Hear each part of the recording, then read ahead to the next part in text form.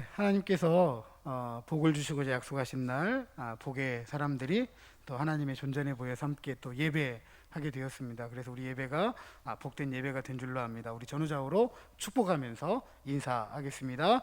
축복합니다. 네, 잘 나오셨습니다. 네, 은혜 받으십시다. 네, 복을 받으시려면은요. 네, 아멘. 앞서 말씀드렸지만 오늘도 우리 복된 예배가 된 줄로 믿습니다. 앞서 제가 기도하면서 이야기했던 것처럼 지난 9월 10일이 세계 자살 예방의 날이고요. 오늘은 한국교회가 함께 지키는 생명 보듬 주일 예배입니다. 말씀을 나누기에 앞서서 한번 옆에 있는 분들에게 이렇게 한번 권면했으면 좋겠습니다. 저를 한번 따라서 하시죠. 사람을 존중합시다. 생명을 사랑합시다. 아멘. 네. 십계명의 6번째 계명, 간단한 명령처럼 보이지만 삶에서 적용하려고 하면 가장 복잡한 문제가 됩니다. 예를 들어서 전쟁에서 사람을 죽여서는 되는가? 전쟁은 사람을 죽이는 것을 허용하는가? 전통적으로 정당한 전쟁이라고 생각되는 경우에 사람을 죽이는 것을 예외로 여겼습니다. 그러니까 정당한 전쟁이라고 한다면 사람을 죽일 수 있다라고 생각을 해왔죠. 미국은 자신이 주도한 테러리스트들과의 전쟁을 정당하다고 주장했습니다. 9월 11일, 어제가 9.11 테러 사건이 있었잖아요. 이때 이제 미국의 부시 대통령 아들인 부시 대통령 시절인데 9.11 테러가 있은 다음에 부시 대통령이 이렇게 이야기했습니다. 우리가 받은 만큼 갚아주겠다. 테러리스트들과의 전쟁을 정당하다라고 하고 그 정당성을 입증하기 위해서 정말로 전쟁을 시작을 했습니다. 또 우리 근대사회에서 항일 투사 중에 그리스도인들이 참 많았습니다.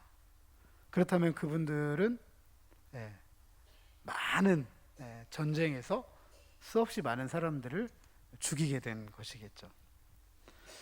또 이런 질문도 할 수 있어요. 정당한 전쟁이라고 한다면 핵무기를 사용할 수 있을까?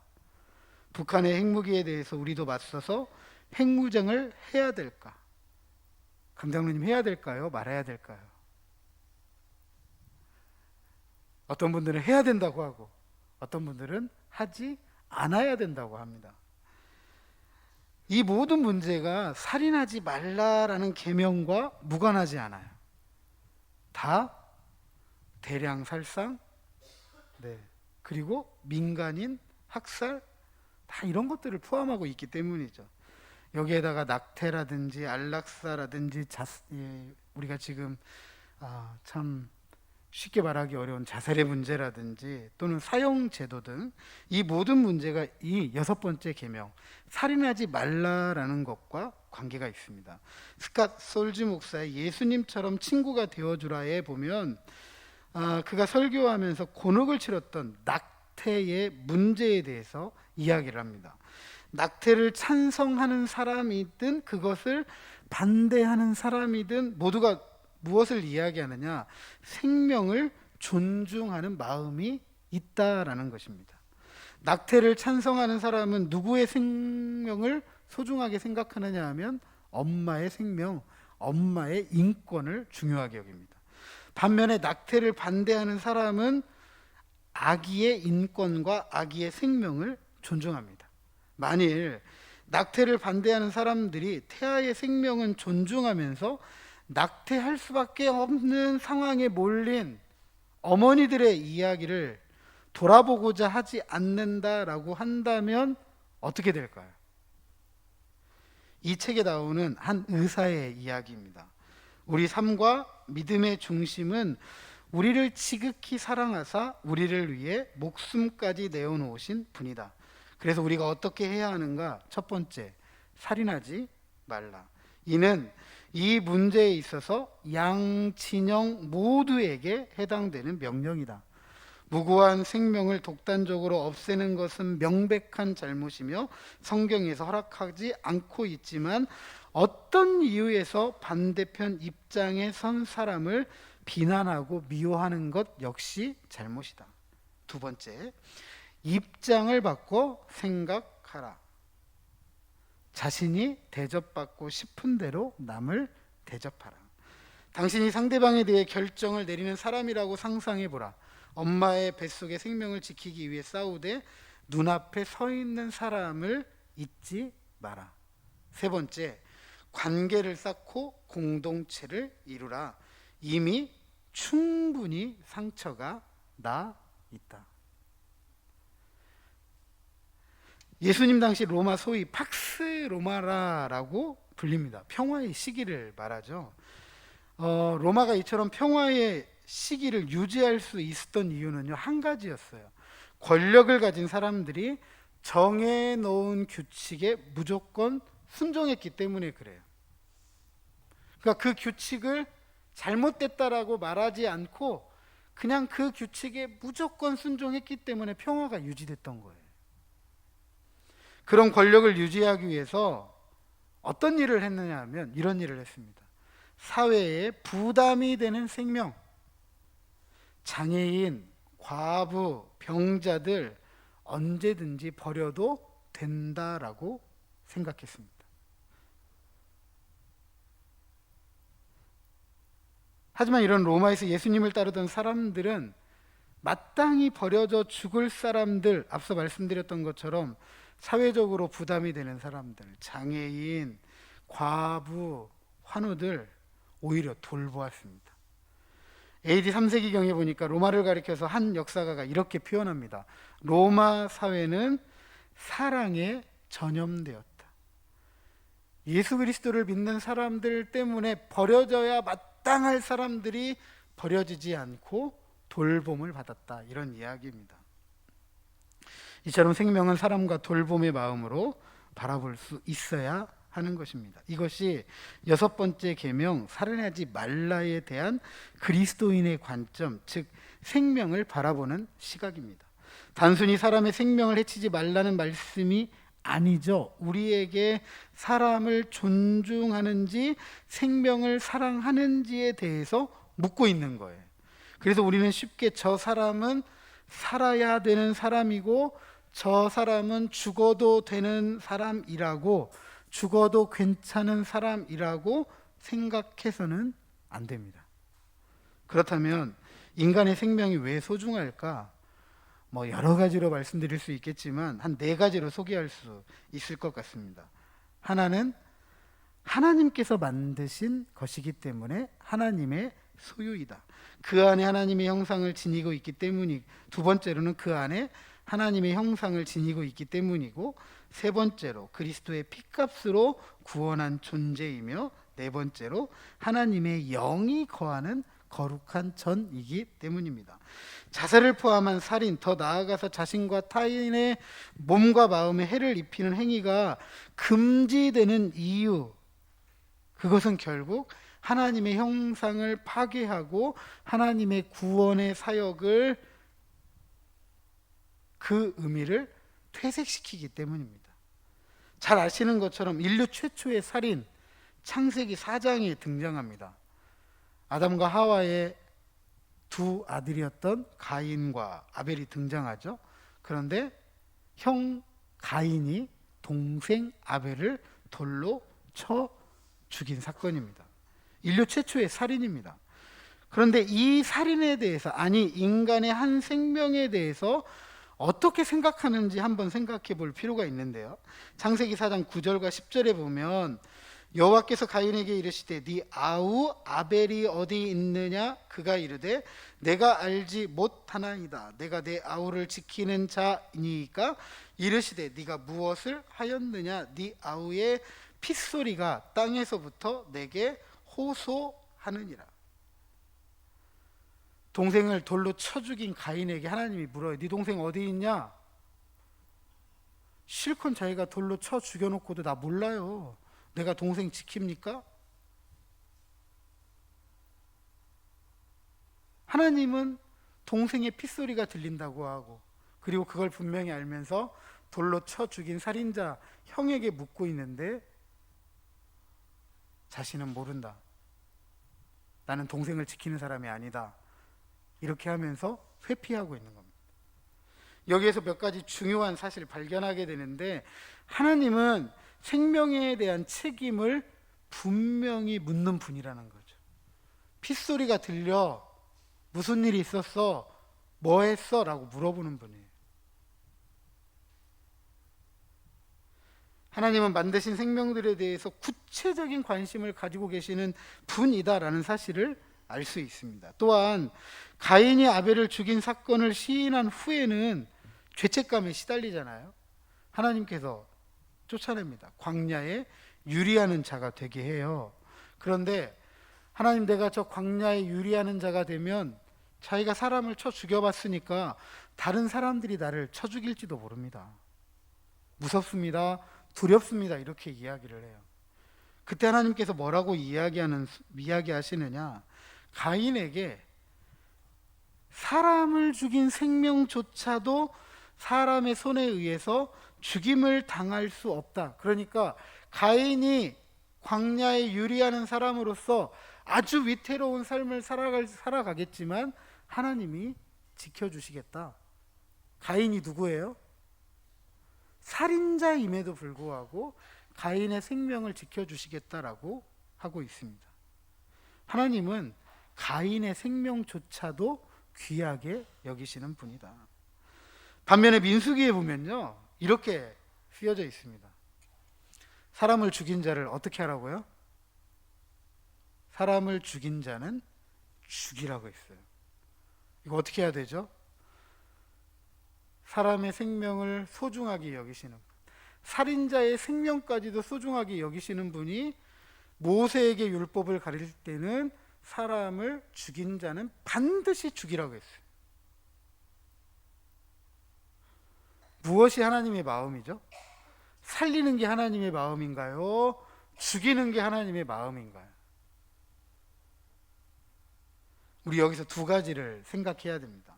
하나는 사람을 죽인 자를 죽이라는 민수기의 말씀이 죽일 수 있다라는 당위성을 설명하는 본문이 아니라는 거예요. 오히려 그 말씀을 통해서 경계하도록 하는 거죠. 주의하도록 하는 거예요. 생명을 보호하기 위해서 어떤 경우에도 사람을 죽여서는 안 된다라는 것을 가리키기 위해 죽인 자는 죽여야 된다, 이렇게 표현하신 거죠. 다른 하나는 사람을 죽인 자를 죽이는 것도 신중해야 된다라는 거예요. 따라 살인하지 말라라는 말씀을 우리의 삶에 단순하게 적용할 수 있는 것이 아니다라는 것을 알 수 있습니다. 어떻게 하면 사람을 존중하고 생명을 사랑하는 방식으로 삶을 살아갈 수 있을까? 그걸 고민하고 생각해야 됩니다. 야고보서 4장 17절에 보니까 그러므로 사람이 선을 행할 줄을 알고도 행하지 아니하면 죄다. 마태복음 5장 43절 이하 44절에 보면 예수님께서 내 이웃을 사랑하고 네 원수를 미워하라 하였다는 것을 너희가 들었으나 나는 너희에게 이르노니 너희 원수를 사랑하며 너희를 박해하는 자를 위해 기도하라고 하였습니다. 로라 슐레이징어의 10계명에서 배우는 인생에 보면 살해당한 600만의 유태인에 대한 이야기를 합니다. 독일의 나치 정권, 그 나치 정권을 이끌었던 히틀러에 의해서 유럽에 살고 있던 600만의 유태인들이 무참히 죽어갔습니다. 제가 그 안식년에 폴란드에 있는 아우슈비츠 갔다 와가지고 여러분들에게 사진을 보여드렸잖아요. 프레젠테이션 하면서.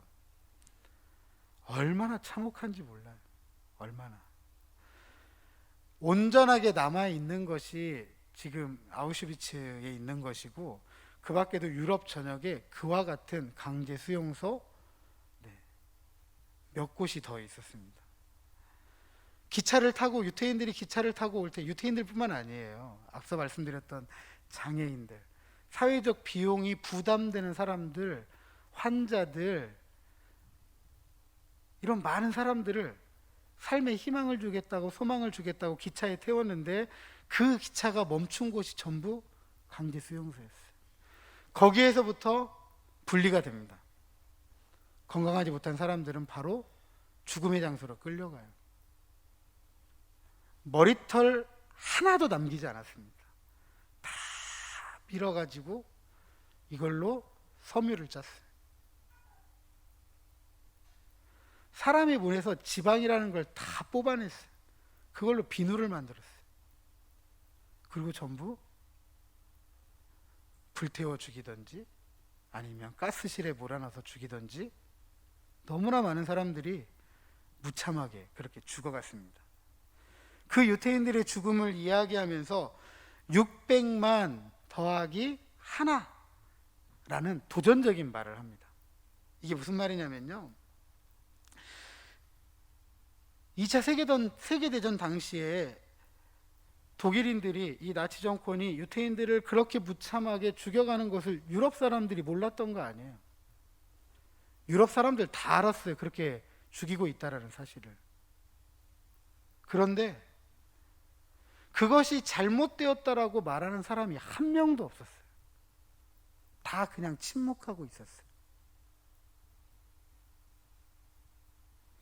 결국 이런 거잖아요. 죽음을 방조하고 있었던 거예요. 그러면 살인자는 누구죠? 나치 정권에 복종했던 사람들만 살인자인가요? 아니잖아요. 그런 죽음으로 내몰리고 있는 사람들을 살리기 위해서 몸부림치지 않았던, 그냥 그것을 묵묵하게 침묵하며 지켜보았던, 방조했던 사람들도 결코 나는 살인자가 아닙니다라고 말할 수 없을 거예요.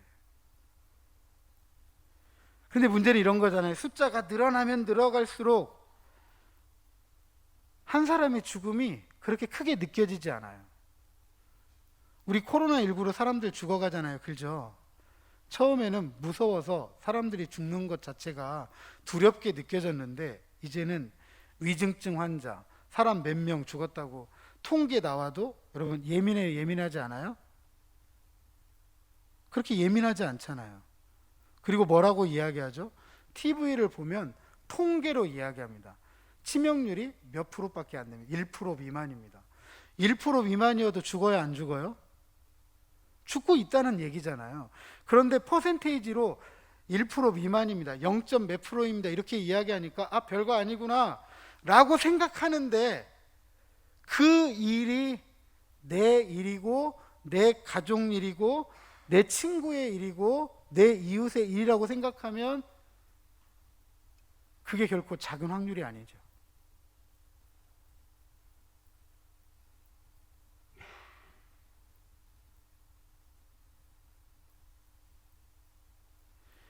(600만) 플러스 1이라는 말이 무슨 말이냐면 그 플러스 1이 바로 나 자신일 수 있다라는 거예요.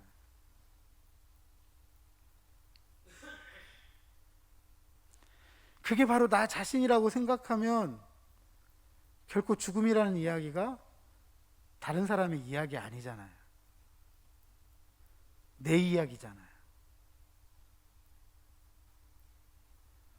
먼 사람의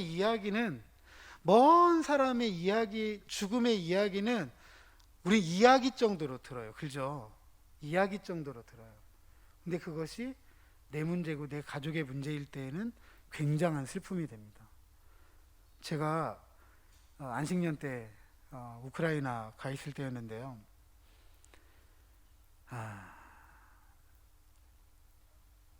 제 친구 하나가 사고가 났습니다. 문자로 들어왔더라고요. 사고가 나서 죽었다고. 제가 가기 전에 친구 하나가 스스로 삶을 포기했습니다.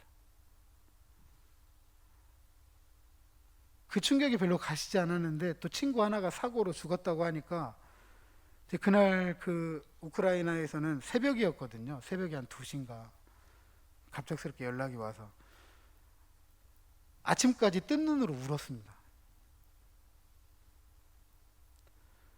그동안에 많은 죽음에 대한 이야기를 들었지만 그렇게까지 울어본 적이 없어요. 근데 왜 그렇게 울었을까 했더니 제 친구 이야기예요. 가깝게 지냈던 친구 이야기. 안식년 가기 전에 그 친구하고 통화하면서 우리 갔다 오면 한번 밥이나 먹자. 그렇게 이야기하고 갔는데 그런 소식을 듣고 나니까 그렇게 눈물이 나더라고요. 진즉에 한 끼라도 먹을 걸. 그러니까 생명의 이야기가 나 자신이라고 생각할 때는 다른 이야기가 되더라는 거죠.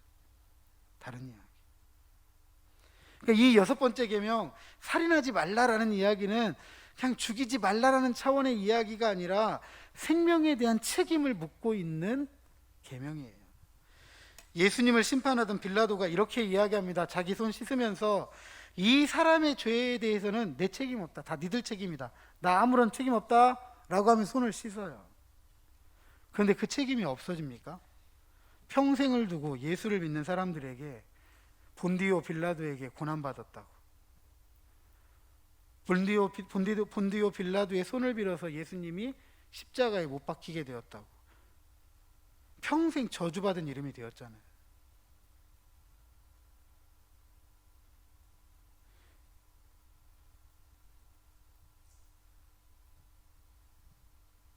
결국 내가 감당하지 못한 것 때문에 발생한 일의 책임은 누구에게 있느냐라고 하면 나에게 있다는 거예요.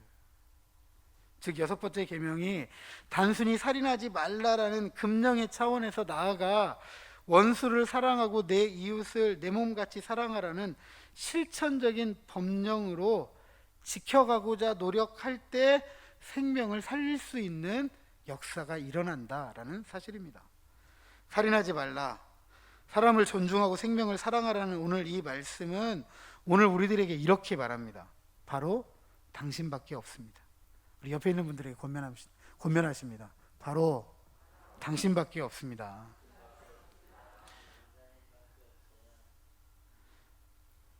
당신의 무책임, 당신의 냉소적인 태도 때문에 누군가가 죽어가고 있다라고 한다면 반대로 당신의 관심과 사랑 때문에 누군가가 살 수도 있다라는 이야기는 거죠. 창끝이라는 영화로 잘 알려진 짐 엘리엇 선교사 이야기입니다.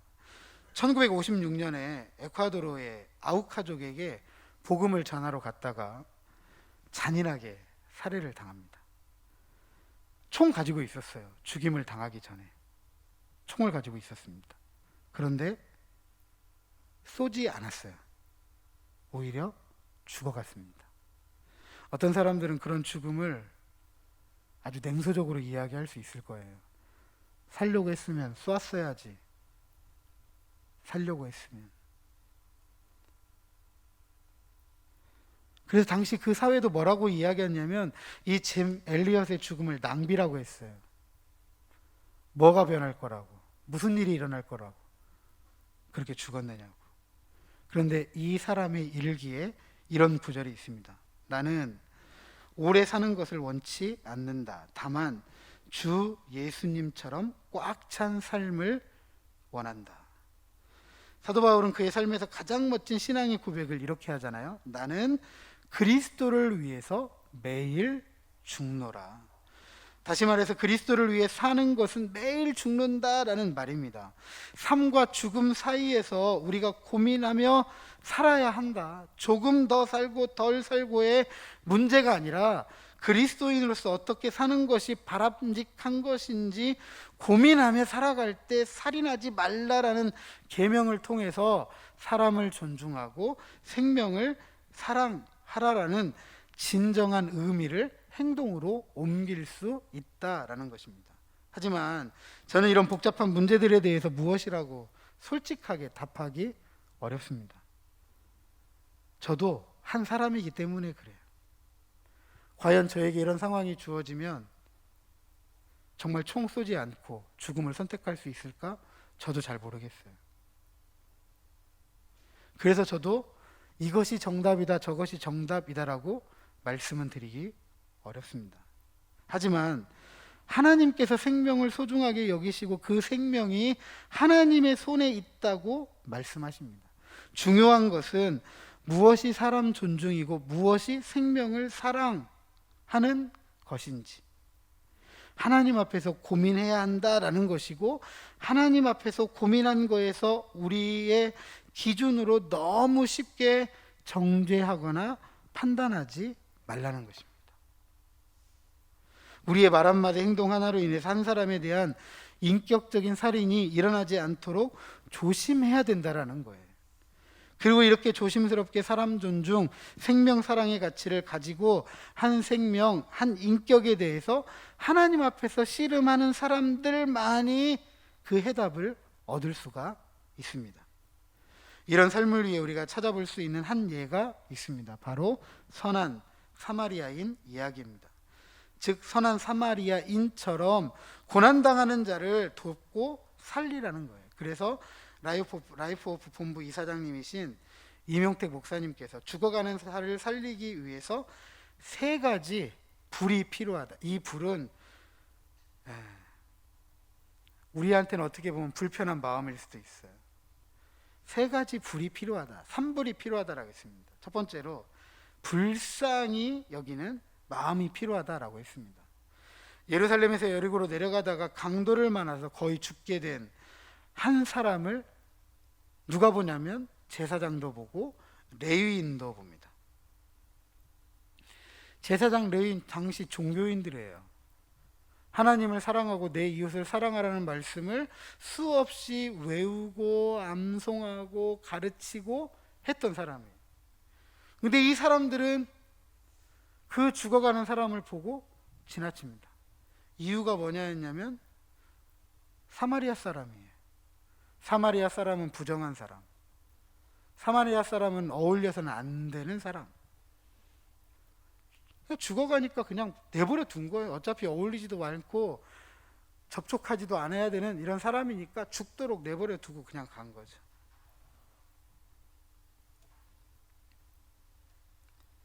근데 이 사마리아 사람만이 그 사람을 보고 불쌍히 여겼습니다.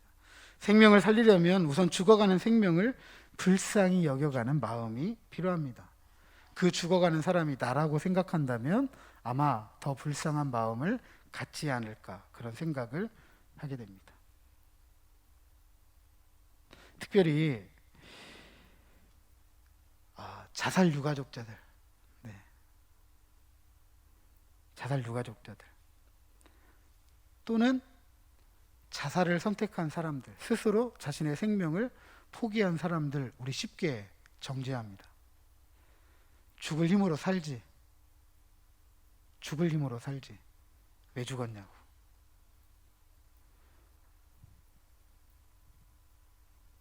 자살 유가족들도 마찬가지예요. 우리 가족 중에 스스로 생명을 포기한 사람들을 품고 있다라는 게 무슨 죄를 지은 마냥 말도 못하고 누가 알까봐. 그래서 마음에 쌓여져 있는 상처가 너무 커요. 그래서 우울감에 시달립니다. 그래서 자살 유가족들 중에 자살을 시도하거나 자살로 인해서 자신의 생명을 포기하는 사람들이 너무 많아요. 저도 지금까지도 제 친구가 삶을 스스로 포기했을 때 질문이 그거였어요. 너 왜 죽었어? 지금도 묻고 있어요. 이때거든요. 너 왜 죽었냐고. 저는 친구지만 그 가족들은 얼마나 물어보겠어요. 이유라도 알고, 병 때문에 죽었는지 뭐 때문에 이유라도 알고 죽었으면 그랬거니라고 생각하는데 이유도 몰라요. 물어보면 대답해 줄 리가 있어야 되는데 대답해 줄 리가 없어요. 스스로 답을 찾아가는데 그 답을 내가 잘못했지. 그러다 보니까 많은 자살 유가족자들이 그렇게 죽어가요.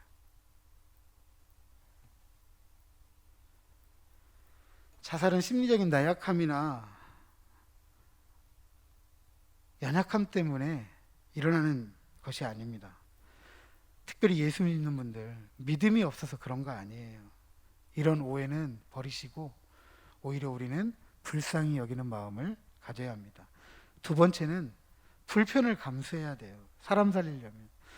사마리아 사람은 강도 만난 사람에게 다가가 상처를 치료해 주잖아요. 자신이 타고 가던 짐승에 그를 태워줍니다. 주막으로 데려갔습니다. 강도 만난 사람을 돌보는 일련의 이 모든 과정이 불편한 일이에요. 사마리아인이 그렇게 할 의무가 없잖아요. 더구나 강도 만난 사람, 사마리아인을 개 취급하던 유대인이었단 말이죠. 그러나 사마리아인은 이 모든 불편을 감수하고 살리는 데 집중합니다. 생명을 살리는 일은 이만큼 불편하고 그렇지만 반드시 해야 될 일입니다. 세 번째로, 마지막으로, 차라리 다른 데에 더 열정적인 시간을 쏟고 열정적인 마음을 쏟으면 좋겠지만 선한 사마리아인의 이야기는 바로 사람 살리는 일에 열정적인 시간과 마음을 쏟으라고 이야기합니다. 죽어가는 한 사람을 살리는 데 열정을 가졌던 거죠. 일회적인 도움으로 끝났던 것이 아니라 지속적으로 도와주며 끝까지 살려냅니다. 자신의 물질로 헌신했고요. 자살을 예방하는 일이 바로 사람을 살리는 일이 이처럼 한 번으로 끝나는 일이 아니라 지속적으로 이루어져야 되는 일이다라는 것을 알 수가 있습니다. 사랑하는 성도 여러분, 우리는 코로나 이후에 변화된 세상, 그 세상을 잘 살아가기 위한 방법들에 대해서 많은 이야기들을 하고 있습니다. 많은 이야기들. 그런데 제가 생각할 때 이 이야기에 중요한 이야기가 빠진 것 같아요. 주인공. 세상이 변했고 변화된 세상을 어떻게 살아갈 것인지에 대해서는 많은 방법들을 이야기하는데 그 세상을 살아가는 주인공 얘기는 없는 것 같아요. 그 세상을 살아가는 주인공은 누구죠? 바로 우리 자신입니다. 이 땅을 살아가는 사람들이에요. 사람들이 없으면 아무리 코로나 이후에 세상이 변하고 어떻게 살아가야 된다고 많은 방법들을 이야기해도 살아갈 사람들이 없는데 이게 무슨 의미가 있겠어요? 결국 어제나 오늘이나 내일이나 우리가 함께 늘 고민하며 생각해야 될 이야기가 있다면 그 얘기는 사람 이야기, 사람 이야기, 사람 사는 이야기. 지금도 살고 있고 코로나 이후에도 살아갈 사람들, 삶의 주체는 바로 사람입니다. 다시 말해서 사람이 살아가고 사람이 세상을 만들어가는 거죠. 그래서 우리는 선한 사마리아인처럼 사람에 대한 관심을 잊어서는 안 되고 나아가서 적극적이어야 돼요. 사람 존중, 생명을 살리는 일, 실천할 수 있어야 됩니다. 부디 사람 존중, 생명 사랑 가치가 인식되어지고 실천되어져서 한 사람이라도 자기의 삶을 스스로 포기하는 일을 예방하고 나아가 하나님께서 주신 삶의 맛을 풍성함에 느끼며 살아갈 수 있도록 돕는 일, 선한 사마리아인으로 살아가는 저와 여러분, 우리 명덕의 가족들 되시기를 주님의 이름으로 축복합니다.